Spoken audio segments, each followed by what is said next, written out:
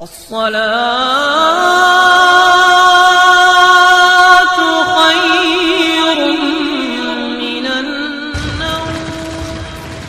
ولی کا مقام خانہ کعبہ سے بڑھ کر ہوتا ہے. جس ولی کی قبر کو معاذ اللہ بدعقیدہ مٹی کا ڈھیر کہتے ہیں، اس ولی کا مقام خانہ کعبہ سے بڑھ کر ہے. یہ میں نہیں بول رہا ہوں، جس کے مسلک کا تم نعرہ لگاتے ہو اعلیٰ حضرت فتاوی رضویہ کی 11ویں جلد رضا اکیڈمی کے اندر، جو رضا اکیڈمی نے جس کو شائع کیا ہے 12 جلدوں والی، اس میں اعلیٰ حضرت کے پاس ایک استفتاء آتا ہے بشکل فتویٰ، بلکہ یوں کہے فتویٰ بشکل استفتاء آتا ہے تصدیق کے لیے. اعلیٰ حضرت سے پوچھا گیا ولی کا مقام بڑا ہے کہ خانہ کعبہ کا؟ اب جو فتویٰ تھا کچھ علماء نے کہا تھا ولی کا مقام خانہ کعبہ سے بڑا ہوتا ہے. ان میں ایک بزرگ ہے جن کا نام ہے حضرت حسن ابن قدوہ، اور دوسرے بزرگ ہیں علامہ شاہ زمان الہ آبادی. کتاب ہے ان کی مثنوی معدن فیض، جیسے مثنوی شریف مولانا جلال الدین رومی کی، اسی طریقے سے یہ کتاب بھی ہے. اس میں ایک واقعہ ذکر کیا گیا حضرت رابعہ بصریہ رضی اللہ تعالی عنہ کا. سبحان اللہ، بول جائیے محبت سے. رابعہ بصریہ رضی اللہ تعالی عنہ خانہ کعبہ کا طواف کرنے جاتی ہے. ایک دوسری کتاب میں لکھا ہے جانے کا انداز بڑا پیارا تھا. ایک قدم بڑھاتی تھی 2 رکعت نفل نماز پڑھتی تھی، دوسرا قدم بڑھاتی تھی 2 رکعت نفل نماز پڑھتی تھی. ایک لمبے زمانے کے بعد خانہ کعبہ کی زیارت کے لیے مکہ شریف میں داخلے کا موقع میسر آیا، لیکن نتیجہ کیا نکلا؟ آپ کی منتھلی چالو ہو جاتی ہے، آپ کے ایام حیض چالو ہو جاتے ہیں. حضرت رابعہ بصریہ حدود حرم کے باہر اپنے سر کو سجدے میں رکھ کر رونے لگتی ہے. روتے روتے آنکھ لگ جاتی ہے، ادھر آنکھ لگتی ہے ادھر قسمت کا ستارہ چمکنے لگتا ہے. رب قدیر کی پیاری بندی رابعہ بصریہ رضی اللہ تعالی عنہ سوتی ہے. رب قدیر خانہ کعبہ سے کہتا ہے اے خانہ کعبہ اپنی جڑوں کو اکھیل کر چلا جا اور رابعہ کا جا کر طواف کر لے. خانہ کعبہ نے کہا مولا ایک بندی کے چکر میں اتنے بندوں سے محروم کیا جا رہا ہے. کتنے بندے آئے ہیں میرا طواف کرنے، مگر ایک بندی کی وجہ سے اتنے بندوں سے مجھے محروم کیا جا رہا ہے. توجہ فرمائیے تھوڑی دیر کے لیے بس.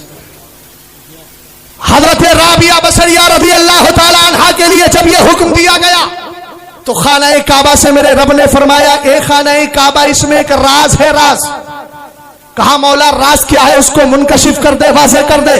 رب قدیر نے فرمایا راز یہ ہے جہاں میری رابعہ آرام کر رہی ہے، آج کے بعد اگر کوئی اس زمین کا آ کر طواف کر لے گا تو میں اس کو 70 حجوں کا ثواب عطا فرما دوں گا، اور اگر تیرا کوئی طواف کرے گا تو اسے 1 حج کا ثواب عطا کروں گا، اور اس مقام کا کوئی طواف کرے گا تو میں اس کو 70 حجوں کا ثواب عطا کروں گا.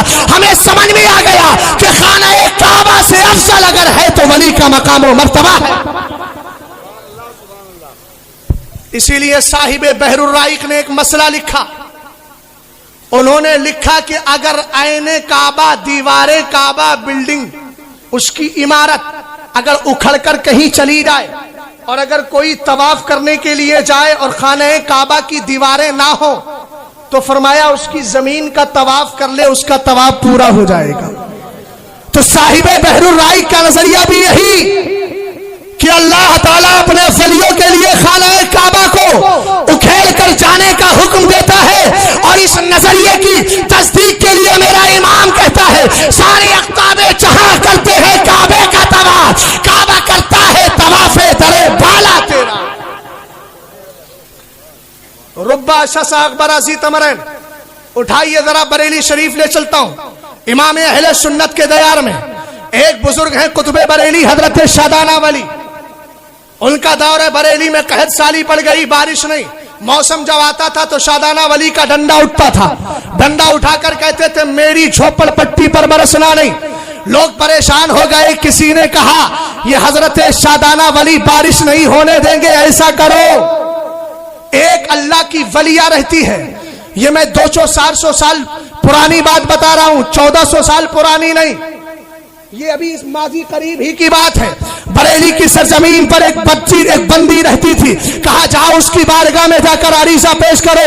ان کی بارگاہ میں عریضہ پیش کیا گیا. انہوں نے اپنا دوپٹہ نکالا اور نکال کر کہا جاؤ پہلے تو ہمیں آپ میری طرف سے گزارش کرنا حضرت شادانہ ولی سے, اگر حضرت شادانہ ولی مان جائے تو ٹھیک, اور اگر نہ مانے تو ان سے کہنا یہ فلاں بندی کا دوپٹہ ہے, یہ فلاں بندی کا آنچل ہے, ہم اس کو فضا میں لہرا دیں گے اگر آپ نے اپنی قسم کو توڑا نہیں. لو اقسم علی اللہ لا برا, حضرت شادانہ ولی رحمت اللہ تعالی علیہ اپنی بات سے انحراف نہیں کرتے, اپنی قسم کو توڑتے نہیں ہے. آج بھی تاریخ گواہ ہے کہ اس بندی کے آنچل کو فضا میں لہرایا گیا تھا.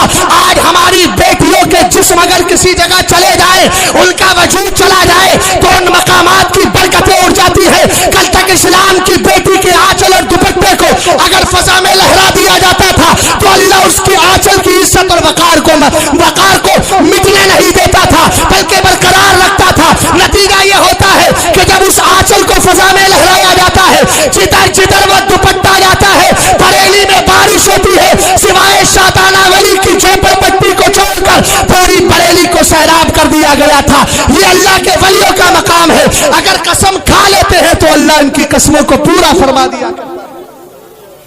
بس آخری بات بتاؤں چونکہ وقت بڑا مختصر ہے, 3:25 پر چونکہ سلام بھی ہونا ہے, 2-4 منٹ میں اپنی گفتگو کو ختم کروں. آج ایک سوال اٹھتا ہے ہندوستان کی بہت سی خانقاہوں سے, اور آج تو معاذ اللہ کچھ حاسدین ایک ہی پلیٹ فارم پر جمع ہو کر اعلیٰ حضرت کے حسام الحرمین پر حملے کرتے ہوئے نظر آ رہے ہیں. میں کہتا ہوں سب کی روٹیاں بند ہو جائیں گی اگر امام کا احسان بھلا دیا جائے.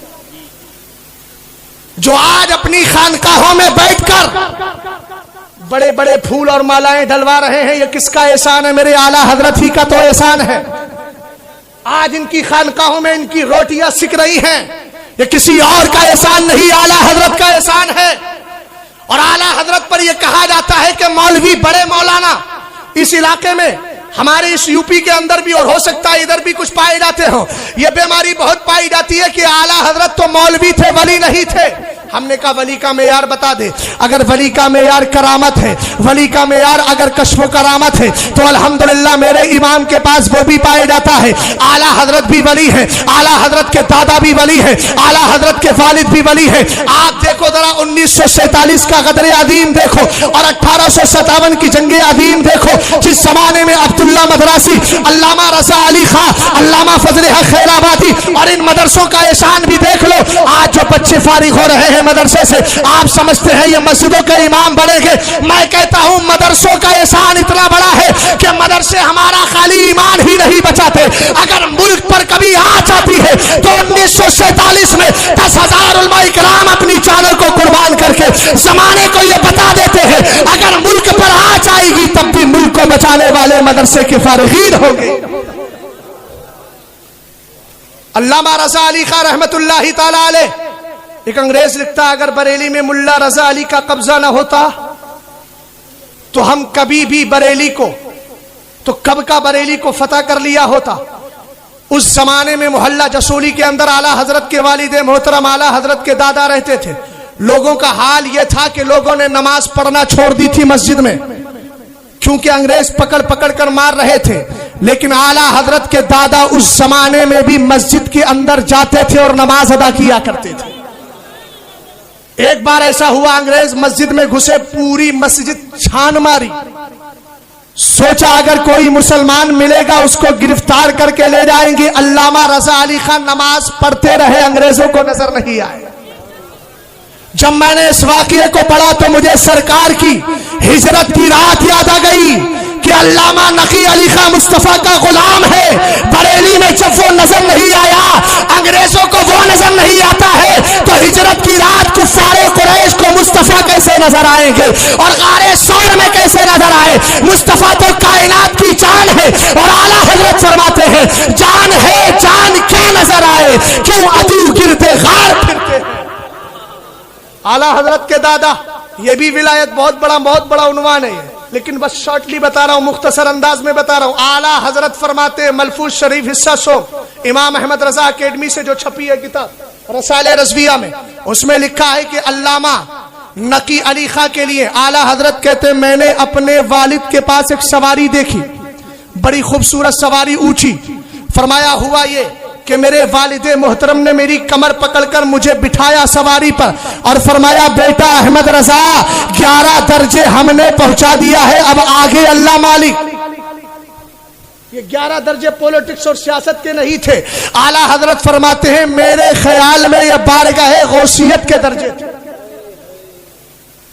اور اعلیٰ حضرت کی تو ولایت ثابت ہے، مفتی اعظم کی ولایت ثابت ہے، حجت الاسلام کی ولایت ثابت ہے. ذمہ دار اسٹیٹ ہے، چاہے کوئی مجھ سے اتفاق کرے یا نہ کرے مجھے اس کی کوئی فکر نہیں رہتی. اعلیٰ حضرت سے پوچھا گیا تھا یہ بتائیے ہر دور میں غوث ہوتا ہے؟ آپ نے فرمایا بغیر غوث کے دنیا چلنے والی نہیں. بجی ہے چند سانسیں یا نبی تشریف لے آؤ کہ رستا تک رہی ہے آپ کا بیمار کی چوکھٹ.